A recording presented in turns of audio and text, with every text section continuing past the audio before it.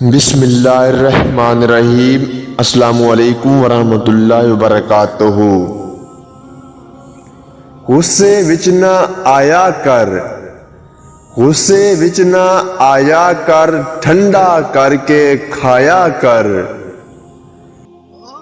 दिन तेरे भी फिर जाणगे, दिन तेरे भी फिर जाणगे, एवें ना घबराया कर।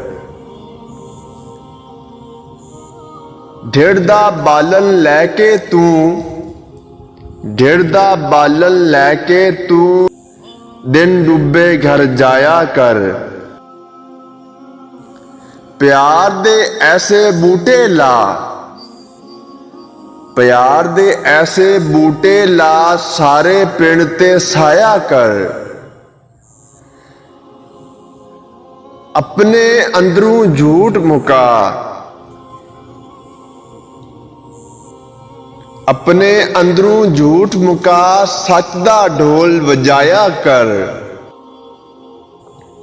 रूखी सुखी खाके तू, रूखी सुखी खाके तू, सजदे विच टुर जाया कर।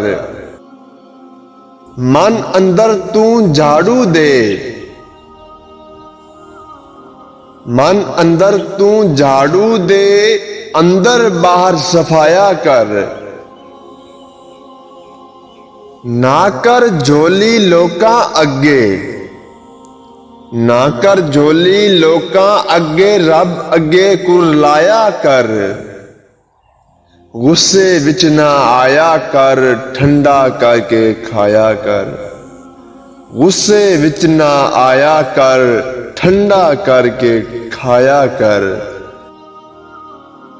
बारगाह रब्बुल इज़्ज़त में दुआ गो हूँ, अल्लाह पाक आप सबको अपनी रहमतों और बरकतों से माला माल करे, रिज्क में खैर बरकत अता फरमाए और हमेशा अपनी हिफ्ज़ अमान में रखे। आमीन सुम आमीन।